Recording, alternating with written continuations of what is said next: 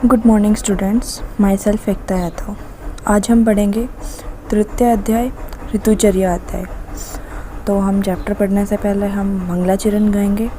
रागाधिरोगान सततानुसक्तान ऐसे शिकाय प्रशितान शेषान औत्सुक्य मोहारतिदारंजान यो अपूर्व वैद्याय नमोस्तु तस्मै। अब देखिए चैप्टर का नेम है ऋतुचर्या। ऋतुचर्या जो है दो शब्दों से मिलकर बना है, ऋतु प्लस चर्या। ऋतु का क्या अर्थ क्या होता है? काल। चर्या का अर्थ होता है आचरण। ऋतु क्या होता है? दो मासों के अनुसार संपूर्ण वर्ष को ऋतुओं में बांटा गया है। चर्या का अर्थ होता है करने योग्य आचरण। तो ऋतुचर्या का पूरा मीनिंग क्या हुआ कि ऋतु के अनुसार ही आहार विहार का पालन करना। अब जो हमारा एक वर्ष में क्या होती है, 6 ऋतुएं होती है और एक ऋतु में 2 मास होते हैं। एक मास में 2 पक्ष होते हैं, कृष्ण और शुक्ल पक्ष। एक पक्ष जो है 15 दिन का होता है, एक दिन जो है वो 8 पहर का होता है और एक पहर में 3 घंटे होते हैं। ऐसे करके इसे हम पूरे ऋतुचर्या का नाम दे सकते हैं। अब देखते हैं हम ऋतुचर्या में कौन कौन सी जो 6 ऋतुएं आती है और कौन कौन सी ऋतुएं आती है और कौन कौन से मास आते हैं। 6 मेन ऋतुएं होती हैं, शिशिर, वसंत, ग्रीष्म, वर्षा, शरद और हेमंत। अब जो शिशिर ऋतु के अंदर जो मास आते हैं वो है माघ, फागुन। वसंत के अंदर आते हैं वो चैत्र, वैशाख। ग्रीष्म के अंतर्गत आते हैं वो है ज्येष्ठ, आषाढ़। वर्षा के अंतर्गत आते हैं वो श्रावण, भाद्रपद। शरद के अंतर्गत आते हैं आश्विन, कार्तिक। हेमंत के अंतर्गत आते हैं मार्गशीर्ष, पौष। अब हम देखते हैं काल जो होते हैं वो 2 प्रकार के माने गए हैं, आदान काल और विसर्ग काल। अब जो आदान काल जो होता है ना, उसे हम उत्तरायण काल भी कह सकते हैं। इसको आदान काल क्यों कहा जाता है? क्योंकि ये अग्निगुण प्रधान होता है। तो आदान काल के अंतर्गत 3 ऋतुएं आते हैं, शिशिर, वसंत और ग्रीष्म। तो हम देख सकते हैं कि शिशिर ऋतु में ठंड होती है, लेकिन वसंत में थोड़ी कम ठंड होती है, लेकिन ग्रीष्म में हम देखते हैं बहुत ज़्यादा गर्मी हो जाती है, इसलिए इसको अग्निगुण प्रधान माना गया है। इसमें क्या होता है, इस काल में क्या होता है, जो सूर्य जो है ना वो उत्तर मार्ग में चलने लग जाता है, जिसके कारण क्या होता है, सूर्य की किरणें तीक्ष्ण हो जाती हैं और उष्ण हो जाती है। इसी वजह से अग्निगुण की प्रधानता ज़्यादा होती है। तो जो हवाएं चलती है ना वो सूर्य की गर्मी की वजह से हवाएं उष्ण भी हो जाती है, रुक्ष भी हो जाती है, जिसे हम कॉमन लैंग्वेज में नहीं बोलते कि जैसे कि ज्येष्ठ के महीने में लूएं चलने लगती हैं। और जैसे कि और जो सूर्य तथा वायु की, सूर्य क्या करता है कि जो भी हमारी पृथ्वी की जो भी शीतलता होती है ना, उस शीतलता को छीन लेता है, नष्ट कर देता है, जिसके कारण क्या होता है कि जैसे जैसे गर्मी होती है तो हम भी एकदम लो एनर्जी वाला फील करते हैं, मतलब हमारी बॉडी का बल जो है वो क्षीण हो चुका है। तो इसमें क्या होता है, हमें जो इसमें हम देखते हैं कौन कौन सी ऋतु में कौन सा रस प्रधान होता है। शिशिर ऋतु में तिक्त रस प्रधान होता है, वसंत ऋतु में कचाई रस और ग्रीष्म ऋतु में कटु रस प्रधान होता है। ये अब हम देखेंगे कि ये जो है सारे पित्त को प्रकोपित करने वाले हैं। तो इसी वजह से हम ये भी कह सकते हैं, इसी वजह से आदान काल को आग्नेय प्रधान या अग्निगुण प्रधान कहा गया। अब आता है विसर्ग काल। विसर्ग काल को हम दक्षिणायन भी कहते हैं। अब विसर्ग काल के अंतर्गत 3 ऋतुएं आती है, वर्षा ऋतु, शरद ऋतु, हेमंत ऋतु।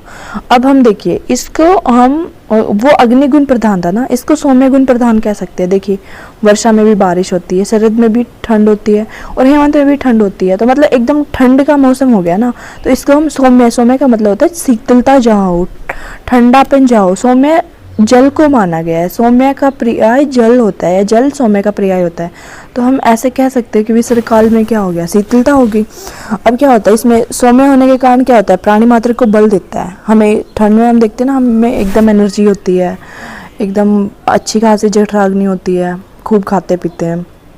और इस वक्त क्या होता है, सौम्य सूर्य का बल क्षीण हो जाता है, चंद्रमा का बल बलवान हो जाता है, जिसके कारण क्या होता है कि हम हमेशा आसमान में बादलों के छाए रहने के कारण या वर्षा होते रहने के कारण या शीतल हवा के बहने के कारण भूमि का जो संताप है, भूमि का जो तापमान है वो कम हो जाता है, ठंडा हो जाता है।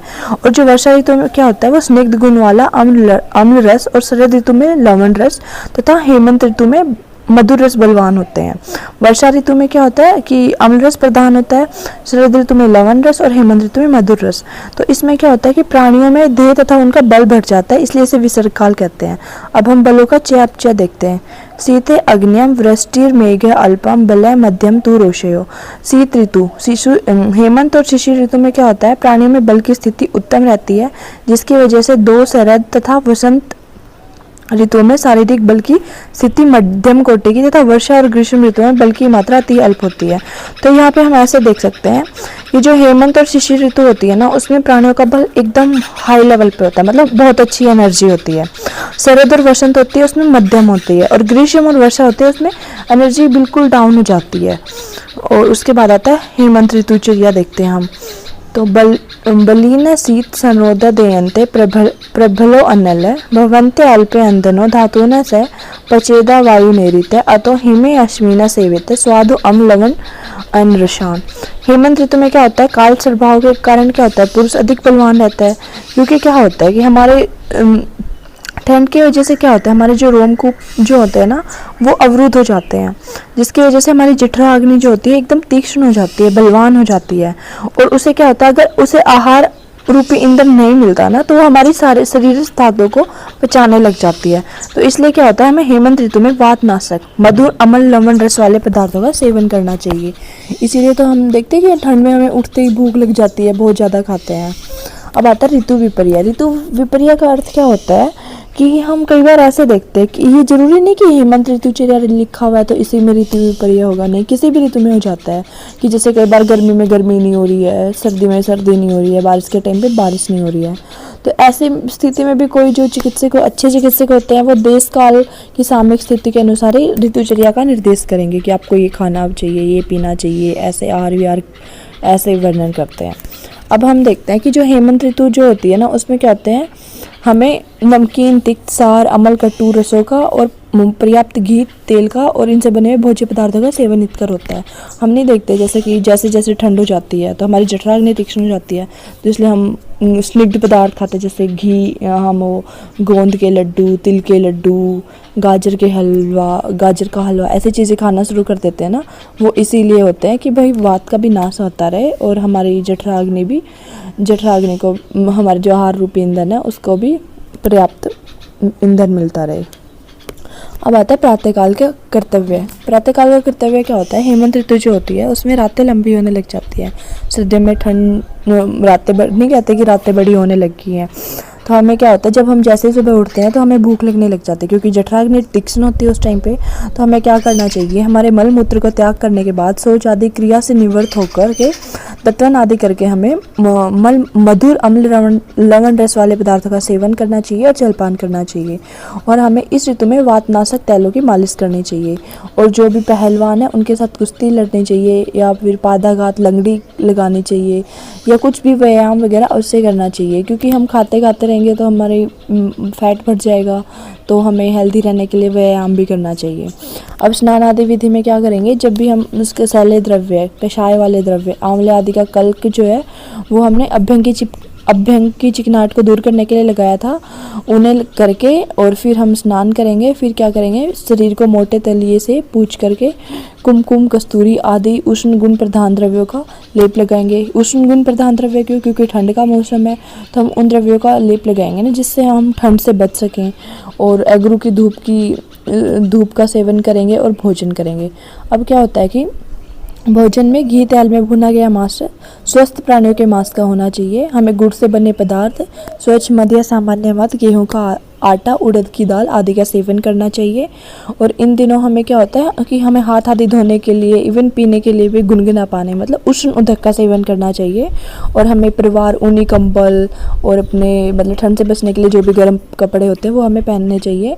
और क्या होता है कि अगर धूप निकल रही है तो हमें प्रातःकाल सूर्य की किरणों का सेवन करना चाहिए और स्वेदन कर्म करने चाहिए। और जूता जुराब को हमेशा धारण करना चाहिए। अब आते हैं शीतनाशक उपाय कि भाई हम शीत का कैसे नाश कर सकते हैं। तो जो भी स्थूल या पुष्ट, उरु, स्तन तथा श्रोणी वाली, यौवन तथा सुरा के मद आती हुई प्रिया, कुमकुम के लेप, एगरू की धूप एवं यौवन मद के कारण उष्ण शरीर वाली नारियाँ जो होती है वो शीत को हर लेती हैं। अब हम देखते हैं निवास विधि, क्या हमें मतलब कैसे घर में रहना चाहिए, कैसे मकान में रहना चाहिए। जहाँ पे जलते हुए अंगारों से तपे हुए मकान के निचले तल से निर्मित कमरे में, मतलब जहाँ पे शीतल वायु, ठंड का प्रवेश ना हो पाए, और घर के भीतर ही बनी हुई गुफा में निवास करना चाहिए। और अब आती है शिशिर ऋतुचर्या। इसमें क्या होता है कि इसमें भी वही सेम जो हेमंत ऋतुचर्या में होता है वही विद्या सेम होती है। बस इसमें क्या होता है कि हेमंत ऋतु की अपेक्षा इसमें अधिक ठंड पड़ने लग जाती है, क्योंकि इस ऋतु में आधान काल का प्रारंभ होने लग जाता है। तो इसमें वायु जो होती है वो रुक्षता आने लग जाती है। अब हम नोट करेंगे, इसमें एक इम्पोर्टेंट पॉइंट नोट करेंगे कि आधान काल के प्रारंभ होने के कारण रुक्षता आने लग जाती है। तो मतलब रुक्षता आ रही है, और रुक्ष होना किसका गुण है? वात का गुण है। तो हमें वात का कहीं ना कहीं एक तरीके से वात बढ़ने लगा है ना, तो वात की शांति के लिए हमें अभ्यंग का सेवन करना चाहिए, स्निग्ध आहारों का सेवन करना चाहिए। अब आती है वसंत ऋतुचर्या। अब शिशु ऋतु में शीत की अधिकता के कारण स्वाभाविक रूप से क्या होता है, कफ दोष का संचय हो जाता है, और जो कफ दोष है ना वो वसंत ऋतु में पिघलने लग जाता है। जैसे ही सूर्य की किरणें तेज हो जाएंगी, शिशिर ऋतु में तो सूर्य देवता कम निकलते हैं, लेकिन जैसे ही वसंत ऋतु में होंगी तो कफ दोष पिघलने लग जाता है, जिसके कारण क्या होता है, हमारी पाचक अग्नि मतलब जठराग्नि मंद हो जाती है, और जो अनेक प्रकार के प्रतिश्याय, जुखाम, कफ जैसे रोगों को पैदा कर देती है। तो इस ऋतु में क्या होता है, कफ दोष को शीघ्र निकालने का प्रयास करें, मतलब हमें या तो रुक्ष निश्चय लेना चाहिए या हमें वमन कराना चाहिए। इसका तात्पर्य ये हुआ कि जो हेमंत और शिशिर ऋतु में जो कफ दोष प्रकोपित होता है वो वसंत ऋतु हेमंत और शिशिर ऋतु में जो कफ दोष संचित होता है वो वसंत ऋतु में जाके प्रकोपित होता है। इसलिए कफ दोष को निकालने के लिए हमें तीक्ष्ण वमनकारक द्रव्यों का प्रयोग करके वमन कराना चाहिए, और हमें तीक्ष्ण और रुक्ष औषधों का प्रतिदिन नशे लेना चाहिए। अब क्या होता है कि इस वक्त हमें लघु तथा रुक्ष भोजन करना चाहिए, और व्यायाम, उपटन, आघात का प्रयोग करें, जिससे बढ़ा हुआ कफ तो शांत हो जाए। और इस ऋतुचर्या में धूमपान या कवल ग्रह का भी सेवन कर सकते हैं हम। उसके बाद हमें स्नान करने के बाद कपूर, अगरू, चंदन, कुमकुम का शरीर में अनुलेप लगाना चाहिए, मतलब तिलक करना चाहिए। और जो भी पुराने जौ, गेहूं की रोटी आदि बनाकर खानी चाहिए। मधु का सेवन करना चाहिए। मधु का सेवन क्यों? ताकि कफ का नाश हो जाए। और जंगल देश के प्राणियों के मांस के बड़े बनवाकर खाए जाए, जो लोहे की सलाखा में पिरोकर पकाए जाते हैं, अतएव इन्हें सूल्य कहा जाता है। तो सूल्य जो है वो MD एंट्रेंस में पूछा जा सकता है कि डेफिनेशन देके कि किसे कहते हैं सूल्य, ऐसे करके ध्यान रखना है आप। पान विधि में क्या होता है, पके हुए आम का रस निकाल के हमें क्या करेंगे कि जैसे जिसे पहले प्रियतमा ने चक्कर अपने प्रियतम को दिया हो, मतलब इसका मतलब ये बनता है कि मतलब हम जो चीज़ें सेवन करें वो ऐसी होनी चाहिए कि भाई खट्टी ना हो या फिर विकृत रस वाली ना हो, अच्छी होनी चाहिए, स्वादिष्ट हो। इसका अर्थ हम ये समझ सकते हैं यहाँ पे। और जो मन को प्रिय लगने वाली हो, हृदय को शक्ति देने वाली हो, ऐसे आम के रस को मित्र मंडली के साथ पान करें। और दोष रहित आसव, अरिष्ट या सिद्धू मुनक्का द्वारा निर्मित सुरा आसव का सेवन भी मित्रों के साथ बैठकर उचित मात्रा में करें। और अदरक का पानी, विजय सार या चंदन का जल या मधु मिश्रित जल या नागर मोथा का क्वथित जल, इनका भी सेवन करें। अब आती मध्यचर्या। जब क्या होता है, घने वन या दक्षिण दिशा की वायु अर्थात मलयज पवन से शीतल तथा सुगंधित हो, जहाँ चारों ओर जल प्रवाह हो रहा हो, जहाँ सूर्य का प्रकाश अधिक आ रहा हो, या वन घने होने से ना आ रहा हो, या वहाँ जहाँ पे हीरे मरकत आदि के फर्श बने हो, इनकी कांति से युक्त वनों में जहाँ कोयले कूक रही हो, सहवास करने योग्य स्थानों में जहाँ विविध प्रकार के सुगंधित फूलों वाले वृक्ष हो, ऐसे में सुख चाहने वाले पुरुष मित्र मंडली की कथा सुभाषित युक्त सभाओं द्वारा मध्यकाल मतलब दोपहर का समय बिताएं।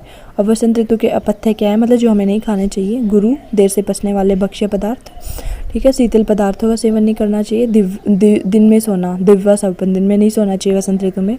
और स्निग्ध घी तेल से बने हुए खाद्य पदार्थों को नहीं खाना चाहिए, और मधुर रस पदार्थों का सेवन नहीं करना चाहिए, क्योंकि ये सभी कफ वर्तक है। ऑब्वियसली पहले से ही वसंत ऋतु में कफ प्रकोपित हो चुका है, और अगर हम आहार विहार भी ऐसा ही रखेंगे जिससे हमारा कफ और बढ़ेगा तो हमें और भी कफ जनित व्याधियाँ हो सकती हैं।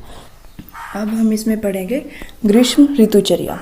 ग्रीष्म ऋतुचर्या में हम क्या देखते हैं कि सूर्य जो होते हैं एकदम तीक्ष्ण होते हैं, मतलब उनकी तेज किरणें होती है, जिसकी वजह से क्या होता है, पूरे संसार का जलीय तत्व सूख जाता है, क्योंकि सब जगह सूर्य की वजह से तीक्ष्णता मतलब गर्मी हो रखी होती है, जिसके कारण क्या होता है, हमारे शरीर के अंदर भी जो जलीय अंश होता है और जो कफ धातु होती है वो क्षय होने लगती है, और जिसकी वजह से अगर कफ दोष का क्षय हो रहा है तो कफ का अपोजिट क्या है, वात दोष है, वात दोष की वृद्धि होने लगती है। तो इस ऋतु में हमें क्या करना चाहिए कि हमें कटु, अम्ल, लवण पदार्थों का, व्यायाम का और धूप का सेवन छोड़ देना चाहिए, क्योंकि पहले ही हम देख रहे हैं कि सूर्य की तीक्ष्णता की वजह से बल क्षय हो रखा है, और अगर हम इन्हीं चीज़ों का सेवन करेंगे, धूप का सेवन करेंगे, तो हमें मतलब हमारा पित्त प्रकोपित हो सकता है, या फिर ग्रीष्म ऋतु में जो भी रोग हो सकते हैं वो हो सकते हैं, हमें मूर्छा आ सकती है, चक्कर आ सकते हैं, ऐसी चीज़ें हो सकती है। तो हमें इनका सेवन करना छोड़ देना चाहिए। जो सेवनीय पदार्थ है वो है, इस ऋतु में हमें मधुर आहारों का सेवन करना चाहिए। लघु मतलब जो शीघ्र पचने वाले हों, स्निग्ध जैसे घी तेल से बने हुए पदार्थों का, शीतल पेयों का सेवन करना चाहिए। अब इसमें क्या होता है, इस ऋतु में सत्तू सेवन विधि बताई गई है। मतलब क्या होता है, जब हम अत्यंत शीतल जल लेंगे, अत्यंत शीतल जल आजकल तो मिलता नहीं, आजकल तो सभी फ्रिज का ही पानी पीते हैं, लेकिन हम कहीं भी देखते हैं तो गांव में आजकल भी लोग जो मटके, मिट्टी से बने जो मटके होते हैं, उनमें जल को रखते हैं, और वो जल बहुत ही शीतल होता है, और उससे सच में ग्रीष्म ऋतु में जब हम उस जल का सेवन करते हैं तो हमें एक अलग ही तृप्ति का अनुभव होता है। ये मेरे खुद के घर में भी किया जाता है।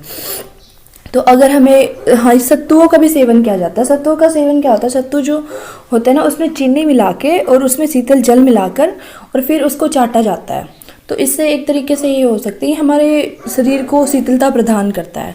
अब इस ऋतु में मद सेवन विधि बताई गई है कि मतलब एक तो पहले ही बहुत गर्मी है, ऊपर से अगर किसी ने मदपान कर लिया तो हो सकता है कि मतलब सबकी बॉडी अलग अलग होती है, कैसे रिएक्ट करे कैसे नहीं, तो इस ऋतु में करना भी नहीं चाहिए। और अगर किसी को करना है तो वो बहुत ही थोड़ी मात्रा में करना चाहिए, उसमें बहुत सारा जल मिलाकर ही पीना चाहिए। अब इसमें मद्यपान का निषेध बताया गया है। शास्त्रीय आज्ञा के विरुद्ध क्या है, मद्यपान का अगर सेवन करेंगे तो उससे है ना, मतलब शोष क्षय हो सकता है, या फिर शैथिल्य आ सकता है, या धा हो सकती है, बेहोशी आदि विकार उत्पन्न हो सकते हैं। अब इसमें भोजन का विधान बताया गया है कि भोजन के विधान में क्या करेंगे हम, कुंद जो कि चमेली का ही एक भेद है, उसके समान, या इंदु चंद्रमा का पर्याय माना गया है, उसके समान शीत वीर्य वाले साली चावलों के भात को तितरिया बटेर आदि या जंगल प्रदेशीय प्राणियों के मांस के साथ खाएं।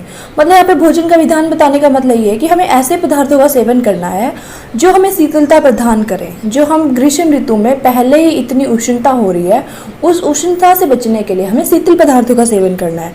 अब हमें पेय विधान क्या है, अधिक गाढ़े मांस का सेवन ना करें। गाढ़े मतलब गुरु आहार का सेवन ना करें, क्योंकि पहले ही इतनी उष्णता है हर तरफ, हमारी बॉडी जो है, बॉडी का बल जो है बिल्कुल क्षीण हो रखा है, डाइजेस्ट ही नहीं कर पाएगी। जठरा अग्नि जो है वो ऑलरेडी वैसे ही मंद स्थिति में है, और अगर हम और गुरु आहार का सेवन करेंगे तो वो और मंद हो जाएगी। और इसमें क्या करेंगे, हम ऐसे राग, रायता, खट्टे मधुर नमकीन रसों के घोल का पान करें, और पंचसार का सेवन करें। पंचसार किसे कहते हैं, जो मधु, खजूर, मुनक्का, फालसा और मिश्री जो होती है ना, इनको जल में मिला करके इनका एक मंथ बनाया जाता है, उसे हम पंचसार कहते हैं। मतलब सेमी सोलिड टाइप से समझ सकते हैं आप। अब इसमें रात्रि में दुग्धपान विधि बताई गई है। मतलब रात्रि में हमें कैसा दुग्धपान करना है, जिस दुग्ध को चंद्रमा और तारों की रोशनी में शीतल किया हुआ हो, और जो भैंस का दुग्ध हो, भैंस मतलब माहिस का दुग्ध हो, उस दुग्ध का सेवन करना चाहिए, शीतल दुग्ध का सेवन करना चाहिए, ताकि जो उष्णता हमारे शरीर में ज़्यादा हो रखी है वो कम हो सके। अब इसकी मध्यचर्या का बताया गया कि मध्यचर्या में क्या, जो दोपहर के समय जो होता है, धूप से पीड़ित जो मनुष्य होता है उसको क्या करना चाहिए कि ऐसे वृक्षों के नीचे विश्राम करना चाहिए जो बहुत ऊंचे बड़े बड़े हो, जैसे ताल के, साल के, तमाल के वृक्ष, मतलब जहाँ पे सूर्य की किरणें छिप गई हो, या माधवी लताओं से परिवेष्ट अंगूरों के गुच्छों से युक्त उपवनों में, जहाँ आराम से हमें नींद आ जाए, हम आराम कर सकें। अब शयन विधान क्या बताया है कि केलों के पत्ते हो, सुगंधित कमल हो, नील कमलों से निर्मित खिले हुए फूल एवं मुलायम पत्तों से युक्त कोमल सैया पर दोपहर की गर्मी से पीड़ित पुरुष या स्त्री सोए। धारा घरे के समीप शयन करे, जिस घर में शिल्पियों द्वारा स्त्री की आकृति की पुतलियां बनाई गई हो, उसके हाथों तथा मुख पर रखे गए खस से सुगंधित जल बह रहा हो, तो ऐसे स्थान पर शयन करे। अब देखिए आचार्य जी ने, आप सब कहेंगे कि आजकल तो ऐसा नहीं है, आजकल तो हम सब रूम्स में रहते हैं, एसी ऑन करके रहते हैं, लेकिन ये आज से हजारों साल पहले बताया उन्होंने। उस टाइम कोई एसी, फैन, कूलर कुछ भी नहीं होता था। तो उस टाइम क्या होता था, और गर्मी तो इतनी ही होती थी ना, उससे बचने के लिए इन्होंने अपने अपने तरीके बनाए थे कि भाई ऐसा वातावरण हो जहाँ हमें गर्मी भी ना लगे, हम गर्मी से बच सके, हम अपना आराम से शयन कर सके, निद्रा पूरी कर सके, आराम कर सके। तो उस टाइम इन्होंने ऐसा वातावरण बनाने की कोशिश की है कि हम गर्मी की उष्णता से बच सके। ग्रीष्म ऋतु में जितनी भी उष्णता होती है, सूर्य की तीक्ष्णता होती है, उनसे बचने के लिए इन्होंने अपना एक वातावरण क्रिएट किया हुआ है। इसे हम ये समझ सकते हैं कि आज के टाइम में हम एसी के रूम में एसी चला के रखते हैं, कूलर चला के रखते हैं ताकि हम गर्मी से बचे रहें। अब इन्होंने रात्रिचर्या बताया। रात्रिचर्या में क्या बताया? इन्होंने बताया कि रात के समय चूना पुते हुए महल की छत पर जहाँ चंद्रमा की चांदनी छिटकी हो वहाँ बैठना या लेटना चाहिए। तो रात्रिचर्या में इन्होंने छत पर जाने को क्या कहा? क्योंकि छत पे क्या होता है, रात्रि के टाइम में शीतलता हो जाती है, ऊपर से अगर चंद्रमा की रोशनी होगी तो थोड़ा ठंडा मौसम हो जाएगा, मतलब शीतल वातावरण हो जाएगा। ये तो पहले तो कूलर पंखे नहीं थे ना कि हम जाके रूम में कूलर पंखे ऑन करके सो गए। इन्होंने बस ग्रीष्म ऋतु से बचने का हर एक तरीका बताया अपना। अब मनोहर वातावरण, मतलब अपने चित्त को स्वस्थ बनाए रखने के लिए क्या करना चाहिए, मतलब अपनी शरीर की उष्णता को कम करने के लिए हमें क्या करना चाहिए? चंदन के लेप से शरीर को गीला रखें, फूलों और रत्नों को धारण करें, क्योंकि रत्न जो होते हैं वो शीत होते हैं, चंदन जो होता है वो शीतलता प्रदान करता है। स्त्री सहवास ना करें। अब यहाँ पे स्त्री सहवास के लिए क्यों मना किया है? कि पहले ही शरीर का बल क्षीण हो रखा है और अगर आप ऐसे कार्य करेंगे, आप में पहले ही ऊर्जा नहीं है और अगर आप ऐसे कार्य करेंगे तो हो सकता है आप अनेक रोगों से ग्रसित हो जाएं। पतले और हल्के वस्त्रों का धारण करें। ऑब्वियसली गर्मी है तो हम हल्के पतले वस्त्र ही धारण करने की सोचेंगे। और पानी में भिगोए हुए ताड़ के पंखों की हवा का सेवन करें, कमल की पत्तों की हवा का सेवन करें या कपूर के घोल से स्वास्तिक स्फटिक की मालाओं को धारण करें। और इसी को मल्लिका माला कहा गया है। मल्लिका माला ये एमडी में पूछा जा सकता है कि मल्लिका माला किसे कहा गया है? सुवासित स्फटिक की जो माला होती हैं उसे मल्लिका माला कहा गया है। अब इनको धारण करना क्यों बताया? क्योंकि ये सारे शीत वीर्य वाले हैं, शीतलता प्रदान करेंगे, इसलिए इनको अगर हम उन्हीं चीज़ों को आसपास रखें जो हमारी उष्णता को ना बढ़ने दे। अब आता है हरी चंदन से सुवासित मोतियों की माला धारण करें या चारों ओर तुतली वाणी बोलने वाले शिशु खेल रहे हो, तोते या मैनाएं चहक रही हो। मतलब एक तरीके से हम ग्रीष्म ऋतु का सारांश ये कह सकते हैं कि आहार विहार जो होता है शीतल होना चाहिए, सुगंधित होना चाहिए, मनोहर होना चाहिए। अब आती है वर्षा ऋतुचर्या। वर्षा ऋतुचर्या में क्या होता है कि शिशु, वसंत और ग्रीष्म के प्रभाव से दुर्बल शरीर वाले प्राणियों की पहले से ही मंद हुई अग्नि इस वर्षा ऋतु में वात आदि दोषों से और भी अधिक मंद पड़ जाती है। क्योंकि उक्त वे दोष क्या होता है? जल के बाहर से लटकते हुए जो बादल होते हैं आकाश में छाए जाने के कारण क्या होता है, और शीतल वायु के स्पर्श से और पृथ्वी के अंबर से निकलने वाले भाप के प्रभाव से आहार जो होते हैं वो अम्ल विपाक के हो जाते हैं। जल जो होता है वो मैला हो जाता है, जठराग्नि जो है मंद हो जाती है और दोष जो है कुपित होकर एक दूसरे को ही दूषित करने लग जाते हैं। ऐसी स्थिति में हमें ऐसे साधारण आहार विहार का सेवन करना चाहिए जो वात आदि दोषों का शमन करने वाला हो, साथ ही हमारी जठराग्नि हो उसका जठरा अग्निवर्धक हो उसका सेवन करें। मतलब हमें ऐसे आहार का सेवन करना है क्योंकि वर्षा ऋतु में जो है वात प्रकोपित होने वाला है और अगर वात प्रकोपित हो गया तो वात से तो हम समझते हैं जठरा अग्नि मंद हो जाती है। तो हमें ऐसे आहार विहार का सेवन करना है जिससे जठरा अग्नि भी हमारी सही रहे और हमें वात को प्रकोपित होने से भी बचाएं। तो हमें इसमें क्या शरीर की शुद्धि करनी चाहिए। आरंभ में क्या होता है, हमें वमन विरेचन क्रियाओं द्वारा शरीरगत संचित दोषों को शोधन करके और आस्थापन निरूहन बस्ती करके निकाल देना चाहिए, मतलब वातादि दोषों का शमन करना चाहिए। अब आता है साधारण आहार, मतलब हमें भोजन कब ग्रहण करना चाहिए? जब पहले वाला खाया हुआ भोजन अच्छी तरह से पच जाए उसके बाद ही हमें और आहार ग्रहण करना चाहिए। तो हमें इस टाइम में जौ, गेहूँ आदि पुराने खाने चाहिए। पुराने से मतलब क्या है, क्योंकि जो पुराने जौ गेहूँ होते हैं वो लघु हो जाते हैं और वैसे ही वर्षा ऋतु में हमारी जठरा अग्नि मंद है। अगर इस टाइम में हम अगर नए गेहूँ और जौ का सेवन करेंगे तो हमारी जठरा अग्नि और मंद हो जाएगी। हमें अपनी जठरा अग्नि को दीप्त रखने के लिए हमें पुराने जौ गेहूँ का सेवन करना होगा।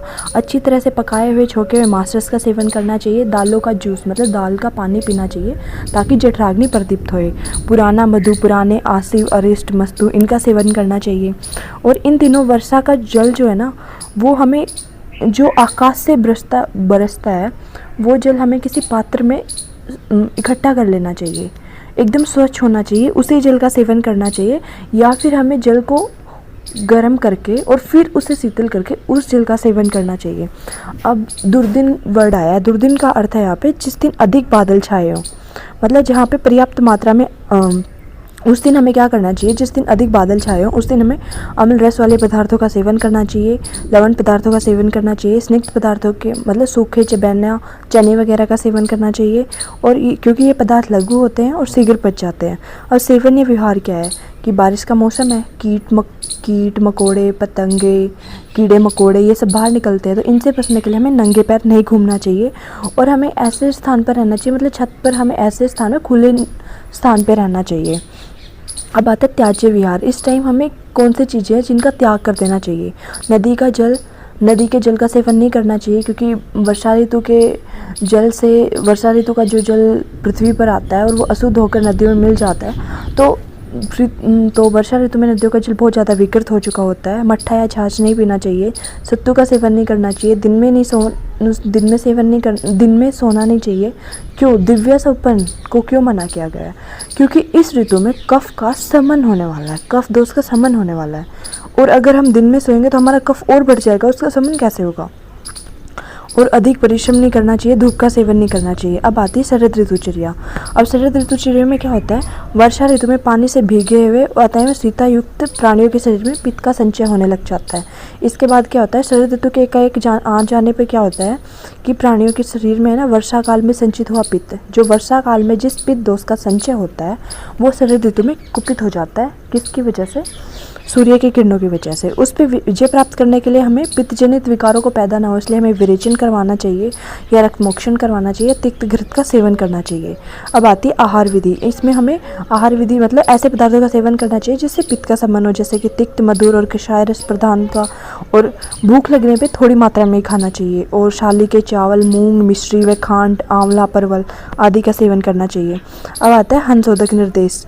मतलब हंसोदक क्या होता है? हंसोदक जल जो है उस जल को कहा गया है जो जल दिन में सूर्य की किरणों से तपा हुआ हो, रात को चंद्रमा की रोशनी में शीतल हुआ हो, और अगस्त्य तारे के उदय हो जाने पर जो निर्विष मतलब विकारों से मुक्त हो गया हो, उस पवित्र और दोषनाशक जल का हमें सेवन करना चाहिए। उस जल को हंसोदक जल माना गया है। यह जल जो है अभिसंधि कारक नहीं होता, मतलब दोषों को दूषित करने वाला नहीं होता है और रुक्ष नहीं होता है, ये अमृत के समान गुण वाला माना गया है जल। विहार क्या बताया गया है कि रात्रि होने के 1-2 घंटे बाद हमें चंदन, खस या कपूर का लेप लगाना चाहिए, मोतियों की माला धारण करनी चाहिए, साफ सुथरे वस्त्र पहनकर चूना से पुते हुए भवन की ऊपरी छत पर बैठकर उज्ज्वल चांदनी का सेवन करना चाहिए। इसमें कुछ अपथ्यों का निषेध बताया गया है, जैसे कि ओस से यहाँ पे अर्थ क्या होता है कि जैसे उस टाइम में आचार्य जो थे वो खुले स्थानों पर सोते थे, तो जैसे शरद ऋतु आएगी तो ओस गिरनी शुरू हो जाती है। तो ओस से बचने के लिए आचार्यों ने कहा है कि मतलब ओस से अर्थ है कि मतलब हमें खुले स्थान पर सोना छोड़ देना चाहिए, शयन करना छोड़ देना चाहिए, क्षार पदार्थों का सेवन नहीं करना चाहिए, भरपेट भोजन करना चाहिए, दही का सेवन नहीं करना चाहिए, तेल का सेवन नहीं करना चाहिए, वसा का सेवन नहीं करना चाहिए, तेज़ धूप का नहीं करना चाहिए, तीक्ष्ण मद का, दिन में सोना नहीं चाहिए, और पूर्व की ओर से चलने वाली वायु का सेवन नहीं करना चाहिए। अब आते संक्षिप्त ऋतुचर्या। अब इसमें हम सारी ऋतुओं को देखेंगे, जैसे कि शीतकाल अर्थात हेमंत, शिशिर ऋतु और वर्षा ऋतु में हमें मधुर अमल लवण रसों का सेवन करना चाहिए। वसंत ऋतु में अंतिम 3 तिक्त कटु कसाय रसों का सेवन करना चाहिए। ग्रीष्म ऋतु में विशेष करके मधुर रसों का सेवन करना चाहिए। शरद ऋतु में मधुर तिक्त कषाय रसों का सेवन करना चाहिए, और शरद और वसंत ऋतु में रुक्ष अन्न तथा पेय लें। ग्रीष्म और शरद ऋतु में शीतगुण प्रधान अन्नपान का सेवन करें। हेमंत, शिशिर, वर्षा ऋतु में रुक्ष शीत के विपरीत स्निग्ध एवं उष्ण का अन्नपान करना चाहिए। अब हम वात आदि दोषों का चय, प्रकोप और प्रशम देखते हैं। जैसे कि वात दोष है उसका संचय होगा ग्रीष्म ऋतु में, वैशाख और ज्येष्ठ मास में और मध्यकाल में।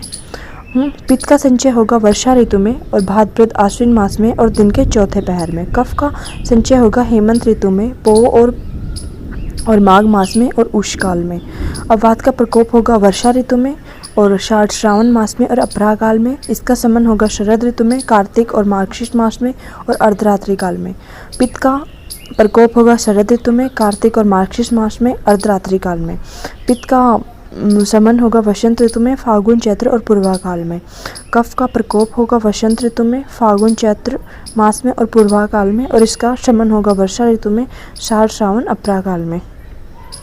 अब हम आपको एक इजी ट्रिक बताते हैं। जो वात पित्त कफ है उसका संचय प्रकोप, जो वात है ना उसका संचय ग्रीष्म ऋतु में हो जाता है और उसका प्रकोप वर्षा ऋतु में होता है और उसका शमन शरद ऋतु में होता है। अब हम इधर ऐसे ट्रिक बना सकते हैं कि जिस ऋतु में वात का प्रकोप हो रहा है उसमें पित्त का संचय हो रहा है, जिस ऋतु में वात का शमन हो रहा है उसमें पित्त का प्रकोप हो रहा है।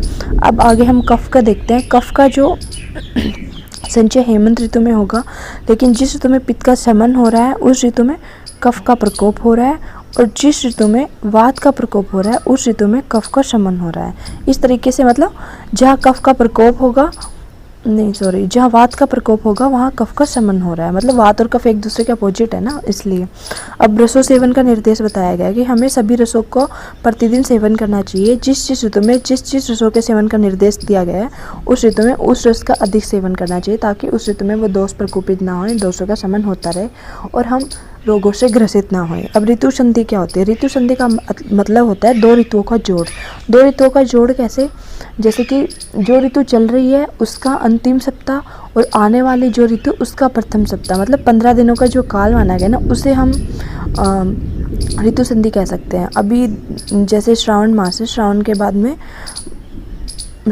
भाद्रपद मास आएगा, तो उसमें आप लोग देखना जो भाद्रपद मास का आखिरी वीक होएगा, जो लास्ट वीक होएगा उसका वो लास्ट वीक लेना, और जो उसके बाद में शरद ऋतु आएगी उसका फर्स्ट वीक लेना। ऐसे करके इन दोनों का जो जोड़ होगा ना 15 दिन का, उसे हम ऋतु संधि कह सकते हैं। उसमें हमें क्या करना है कि हमें वर्षा ऋतु का जो आहार विहार का सेवन था उसको थोड़ा थोड़ा त्याग करके, उसको थोड़ा थोड़ा छोड़ के हमें शरद ऋतु के मतलब आने वाली वर्षा ऋतु के आहार विहार का सेवन करना शुरू कर देना चाहिए, ताकि हम एडजस्ट हो जाएं, मतलब अडेप्टेबल हो जाएं और रोगों से ग्रसित ना हो। यहाँ पे आपका चैप्टर खत्म होता है। Thank you so much.